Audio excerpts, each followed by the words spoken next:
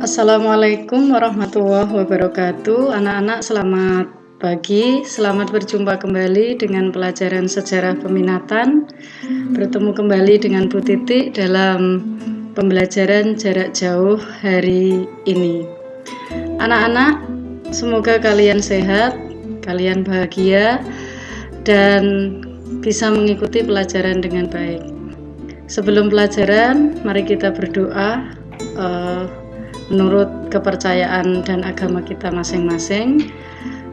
Berdoa dipersilakan.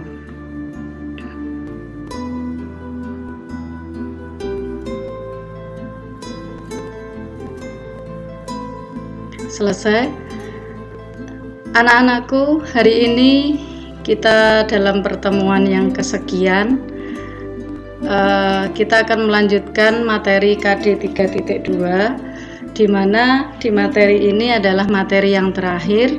Kita akan membahas tentang warisan kesultanan masa kerajaan Islam dalam kehidupan masa kini. Di materi ini kita akan membahas tentang peninggalan-peninggalan kerajaan-kerajaan Islam yang masih ada sampai sekarang dan pengaruhnya sampai saat ini. Anak-anakku yang saya cintai, sebelum kita lanjut ke materi selanjutnya, silakan kalian persiapkan alat tulis, buku, ballpoint. Jadi nanti ketika masa pembelajaran jarak jauh ini kalian menghadapi kendala atau kalian mengalami kesulitan, ada hal yang ingin ditanyakan, silakan kalian catat, kemudian kalian bisa menanyakan kepada Bu Titik lewat GC kita atau lewat WA. Anak-anakku, mari kita lanjutkan ke materi selanjutnya. Oke, kita lihat. Sebelum ke materi inti, kalian sudah bisa saksikan di slide. Di situ ada KIKD. Ini sudah Bu Titik perkenalkan sejak awal masuk kelas pertama kali. Waktu kita pertemuan dalam minggu pertama bulan Juli itu, jadi kalian tidak lagi bingung dengan KD-nya apa, indikatornya apa, disitulah kalian sudah mengerti. Jadi pada tampilan ini silakan kalian cermati sendiri. Kemudian pada materi ini kalian akan diminta untuk memahami tentang beberapa warisan Kesultanan Islam yang sampai kini bisa kita lihat, kita temukan dalam kehidupan kita sehari-hari atau di lingkungan di sekitar kita. Kalian juga bisa melihat bentuk-bentuk warisan itu dan bagaimana bentuk itu mempengaruhi kehidupan masyarakat Indonesia pada masa kini. Nah, itulah beberapa indikator tujuan pembelajaran yang akan kita capai selama pembelajaran jarak jauh materi ini. Saya kira begitu anak-anak perkenalan KIKD indikatornya. Sekarang kita masuk ke materi inti. Di sini ada materi pertama, yaitu intinya adalah bahwa kesultanan pada masa Islam, pada masa kerajaan-kerajaan Islam itu, mereka telah meninggalkan beberapa warisan. Yang warisan itu berupa warisan yang berupa sosial budaya, ada yang berbentuk politik pemerintahan. Nah, warisan itu ada yang berupa arsitektur, kemudian kaligrafi, kemudian sistem kalender, kemudian aksara dan sastra yang terakhir. Nah, nanti kita akan mempelajari satu-satu bagaimana arsitektur seni bangunan pada masa itu dan sampai sekarang, kemudian kaligrafi yang berkembang, kemudian kalender yang tanggalan yang digunakan, kemudian huruf aksara juga yang digunakan, serta bagaimana perkembangan sastra pada masa itu. Kalau kalian mengalami kesulitan dalam memahami, silakan kalian catat bagaimana yang kalian alami kesulitan itu. Anak-anak, kita membahas satu persatu. Warisan kerajaan Islam di bidang sosial budaya itu yang pertama adalah arsitektur. Kalian bisa melihat dua gambar di layar ini. Satu gambar masjid, yang kedua, kalau belum pernah ke sini, ini adalah gambar komplek makam para raja-raja dan seniman di Imogiri, Yogyakarta. Nah, ini adalah peninggalan warisan seni bangun kerajaan Islam, di mana tampak pada bangunan ini masjid adalah satu-satunya peninggalan yang bercirikan atapnya tumpang. Atap tumpang yang bisa kalian lihat ada tumpang 3, yaitu itu tumpang ganjil. Ini kalau di dalam agama Hindu itu saat itu mengenal istilahnya Meru. Meru itu gunung. Jadi ada pun seperti kalau kita mengenal candi, ketika kita membahas Hindu Buddha kemarin, itu ada candi. Candi juga terdiri dari tiga bagian. Ada kakinya, ada tubuhnya, ada atapnya. Bagian yang terbawah, tengah, dan tertinggi. Begitu juga dengan atap tumpang di masjid ini. Jadi kalau begitu kesimpulannya kan berarti atap di masjid, arsitektur masjid masa Islam ini tidak meninggalkan kebudayaan pada masa Hindu Buddha. Nah, inilah arsitektur masjid. Selain itu, masjid memiliki menara, biasanya begitu, tempat mengumandangkan adzan. Itu. Kemudian ada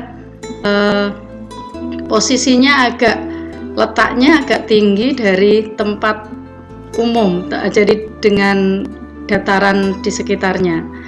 Kemudian biasanya punya kolam atau parit di samping masjid, biasa untuk membersihkan diri, mencuci kaki sebelum masuk masjid. Kemudian ada istilahnya pawestren, itu tempat khusus untuk perempuan jika jamaah perempuan datang ke masjid. Itu hanya bagian-bagian tambahan dari masjid peninggalan kerajaan Islam, tetapi paling utama adalah intinya ada pada atapnya yang tumpang dan berjumlah ganjil. Kemudian seni bangun yang kedua yang bisa kalian saksikan di layar adalah bangunan makam. Makam peninggalan kerajaan Islam itu biasanya letaknya di atas bukit, tempat yang tinggi. Katanya kalau tempat tinggi itu tempat yang terhormat. Biasanya yang dimakamkan di tempat-tempat yang tinggi adalah orang-orang terhormat. Seperti pada gambar itu, makam Imogiri itu adalah komplek raja dan seniman Yogyakarta. Itulah orang-orang yang dihormati, maka makamnya diletakkan di tempat yang tinggi. Atau bisa jadi makam itu letaknya di dekat masjid, di depan masjid. Di depan masjid itu maksudnya di depan pengimamannya. Nah, itu ciri khas bangunan makam peninggalan kerajaan Islam. Yang menjadi ciri khasnya adalah biasanya makam itu ada cungkup. Cungkup itu bangunan rumah yang berada di atas makam. Jadi makam kemudian punya kijing jirat itu, kemudian ada cungkupnya, rumah. Nah, rumah itu adalah disamakan dengan bangunan candi pada masa Hindu Buddha. Jadi kalau kalian ingat candi itu berfungsi sebagai kuburan atau makam, maka bangunan candi itulah cungkupnya. Nah, itu tetap digunakan pada masa Islam. Jadi tidak ada larangan orang yang dimakamkan beragama Islam kemudian dibuatkan cungkup, ya silakan saja. Nah, itulah seni bangun berupa makam yang merupakan peninggalan kerajaan Islam. Kita lanjut materi selanjutnya.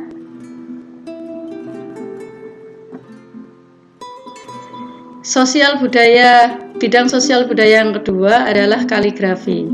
Saya baca saja. Seni rupa, seni lukis, dan seni pahat pada masa Islam tidak mengalami perkembangan. Hal ini disebabkan adanya ajaran Islam yang melarang melukis makhluk yang bernyawa dalam konteks penyembahan berhala. Jadi seni rupa, seni lukis, dan seni pahat pada masa Islam itu tidak mengalami perkembangan yang berarti karena memegang ajaran Islam. Kalau melukis makhluk yang bernyawa itu ada sanksinya. Nah, oleh karena itu akhirnya para seniman Islam membuat ukiran dan lukisan serta mahat itu dengan cara menyamarkan objek dengan menggunakan sulur-sulur tanaman. Jadi tanaman yang merambat atau tanaman, tetapi nanti bentuknya itu seperti makhluk hidup yang dikehendaki. Nah, ini kalau kalian bisa saksikan di bawah ini adalah contoh gambar relief. Ini pahatan relief yang ada di Masjid Mantingan, Jepara. Di samping sebelah kiri itu Masjid Mantingan, Jepara. Jadi di dinding serambinya, kalau nggak serambinya ya, di dinding serambinya itu ada lukisan pahatan ini. Ini gambar gajah, tetapi menggunakan sulur-sulur tanaman. Nah, inilah bentuk seni如pa, seni lukis maupun seni pahat yang pada masa Islam dianggap kalau membuat makhluk hidup yang bernyawa itu ada larangan. Nah, maka ada istilah dideformasi, itu istilah sekarang. Sampai sini anak-anak, kalau ada yang mau bertanya silakan dicatat dulu. Oke. Materi selanjutnya, warisan dari kerajaan Islam di bidang sosial budaya yang ketiga adalah kalender. Nah, kalender pada masa Hindu-Buddha itu dikenal dengan kalender Saka. Pelajaran yang lalu Bu Titi sudah menerangkan tentang kalender Saka. Kalender Saka itu tahun Saka. Tapi kalau kalian mau mengetahui untuk menjadi tahun Masehi, ada rumusnya ditambah angka 78. Nah, itu digunakan. Tetapi ketika Islam masuk, kalender yang digunakan tidak lagi Saka. Tahunnya tidak lagi Saka, tetapi tahun Hijriah. Jadi menggunakan kalender perhitungan bulan Hijriah. Nah, itu kalender Islam. Begitu juga dengan nama-nama bulannya. Nama bulannya juga menggunakan nama-nama Islam. Nah, tetapi di Jawa ada peran dari Sultan Agung Hanyokrokusumo dari Kerajaan Mataram Islam, itu mengakulturasi kalender Islam dengan kalender Jawa. Jadi beliau tetap menggunakan perhitungan bulan Komariah, tahun baru Islam itu, tahun-tahun Islam, tahun Hijriah, tetapi nama-nama bulannya menggunakan nama-nama Jawa.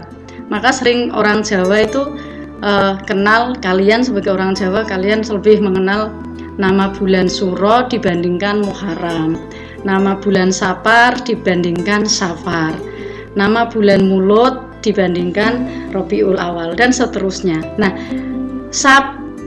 Suro, Sapar, Mulut, dan sebagainya sampai Hari Raya Idul Adha itu dikenal orang Jawa dengan nama besar.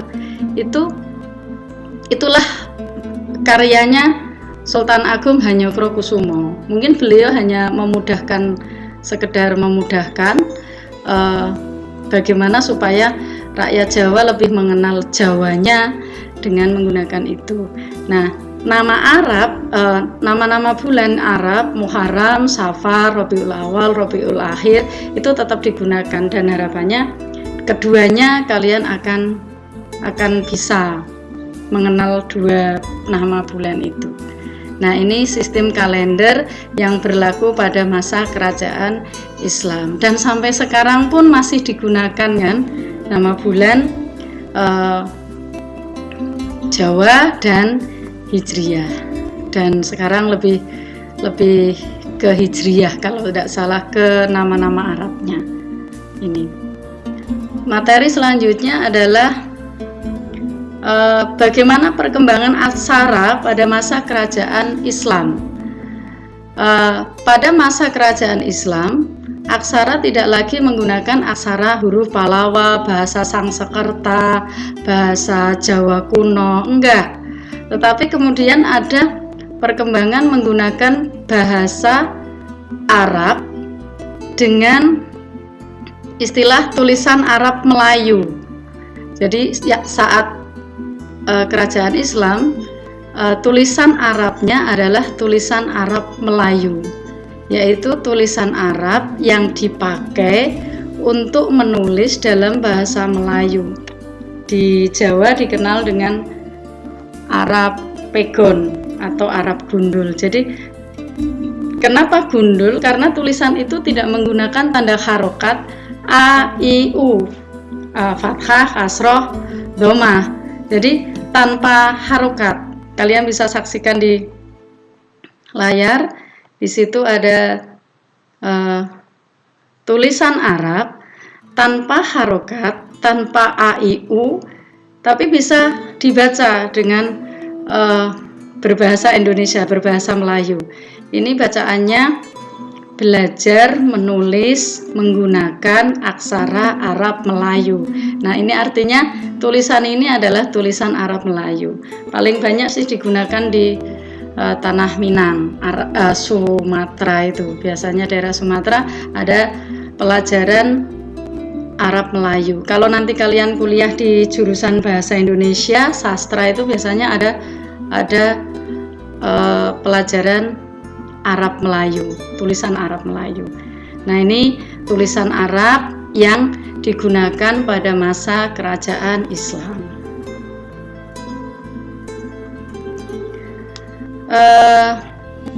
Selanjutnya, terakhir, warisan di bidang kebudayaan yang terakhir adalah sastra. Sastra di Indonesia dipengaruhi dari Arab dan dari Persia. Pengaruh dari Arab biasanya berupa syair.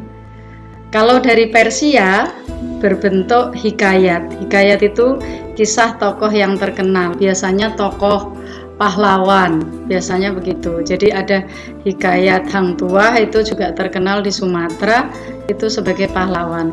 Selain itu ada sastra, kitab sastra yang diberi nama babat. Babat ini adalah sejarah, ya sejarah. Ada babat tanah Jawa, ya sejarah tanah Jawa. Jadi isinya adalah sejarah, tetapi namanya babat. Ada lagi nama di tempat lain namanya berbeda-beda, tetapi intinya adalah sejarah.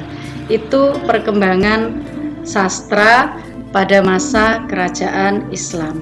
Jadi warisan kerajaan Islam di Indonesia di bidang sosial budaya itu ada, di bidang sosial budaya itu ada bentuknya, ada arsitek bangunan, kemudian ada kaligrafi, seni lukis, seni sastra, seni pahat tadi, kemudian ada kalender, kemudian ada aksara, dan ada sastra itu.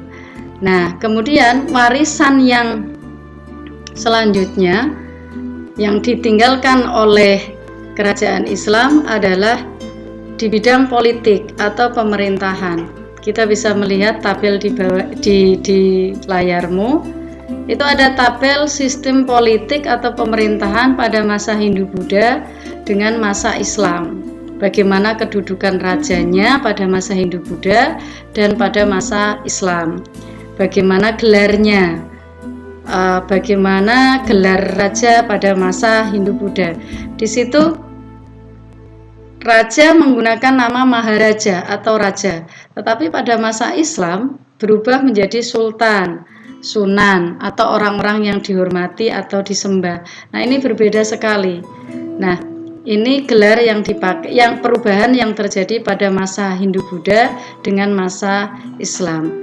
Kemudian posisi pendeta pada masa Hindu-Buddha adalah sebagai penasihat raja, tetapi pada masa Islam berganti, yaitu para wali, para sunan. Nah, kalian bisa melihat gelarnya raja, ada contoh misalnya Raja Singasari, Raja Kertanegara. Kemudian ketika masa Islam, nama seorang raja berubah menjadi nama, diganti gelarnya menjadi sultan. Nah, itulah anak-anakku materi tentang warisan Kesultanan Islam pada masa itu yang bisa kita nikmati sampai sekarang. Jadi materi ini cukup singkat, jadi semoga kalian memahaminya, dan di akhir pertemuan ini nanti kalian ada latihan soal, nanti dikerjakan, kemudian kumpulkan pada akhir sekolah, yaitu pukul 15.30. Ini ada 3 soal. Soal yang pertama berkaitan dengan materi tadi, ada soal kedua, soal ketiga, silakan nanti kalian kerjakan dengan baik, tulisannya juga dengan tulisan yang baik, kerjakan, kemudian kalian kirimkan lewat GC, besok print out-nya,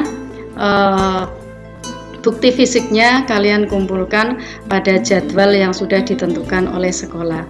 Kemudian kalau kalian mau belajar lebih detail tentang materi ini, mendapatkan referensinya, kalian bisa membuka buku pelajaran berjudul Sejarah untuk SMA, MA kelas 11, penerbitnya Erlangga. Sepertinya sudah kalian miliki semua yang dipinjamkan sekolah untuk kalian. Jadi silakan kalian buka materi itu, pelajari, pahami, kemudian kerjakan soal itu. Saya kira itu saja anak-anakku. Selamat belajar, selamat melanjutkan materi pembelajaran selanjutnya. Pertemuan ini kita akhiri. Terima kasih. Assalamualaikum warahmatullahi wabarakatuh.